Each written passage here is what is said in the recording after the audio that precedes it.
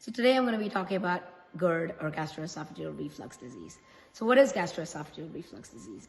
It's a condition where the lower esophageal sphincter, which is at the end of the esophagus, relaxes when it's not supposed to.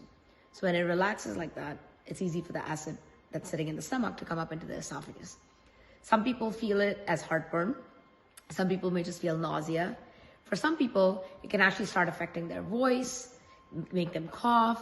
Sometimes it can wake them up at night because it starts coming up into the esophagus. One of the important things with this is to understand what are the different things that can affect it.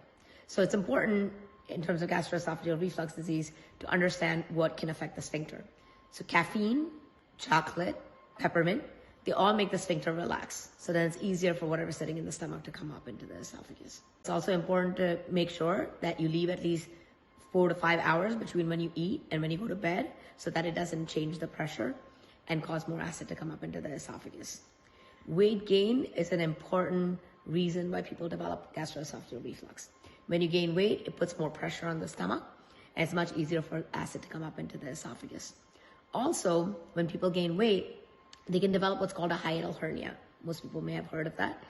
Hiatal hernia is where part of the stomach actually starts moving up and down through the diaphragm in the opening, which is the hiatus of the diaphragm, and a big portion of the stomach starts coming up and down.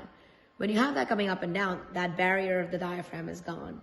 And once that goes away, again, it's easier for the acid to come up into the esophagus. So it's very important that we are really careful about what we're eating that can affect the lower esophageal sphincter. We have to be careful that weight gain doesn't affect this and make sure that we are leaving enough time between when we eat and when you go to bed. Another thing that can help if you're having more symptoms at night is raising the head of the bed to a 45-degree angle. And that means raising the chest. So if you raise the chest to a 45-degree angle, then it's not as easy for what's sitting in the stomach to come up into the esophagus. So I always tell my patients, be really careful with caffeine, chocolate, and peppermint because it'll relax the sphincter, more acid will come up. Now, if there are acidic foods that are sitting in the stomach already, like citrus juices, tomato sauces, things like that, then you're going to feel it more. So now why is this important? Why is gastroesophageal reflux, identifying it, treating it, why is that important? So it's important because over time, if you keep having acid coming up into the esophagus, that can actually change the lining of the esophagus. The lining of the esophagus starts to change and start looking like the lining of the stomach.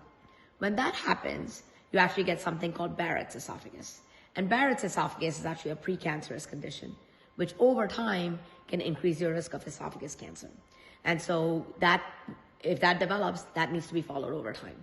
So if people have had acid reflux for long periods of time, it's really important that they have an endoscopy to actually look inside the esophagus and make sure that they don't have a change in the lining, make sure there's no damage in the esophagus, see if they have a hiatal hernia. And if they're having significant symptoms, it's important that you speak to your physician about that and not just take over-the-counter medications.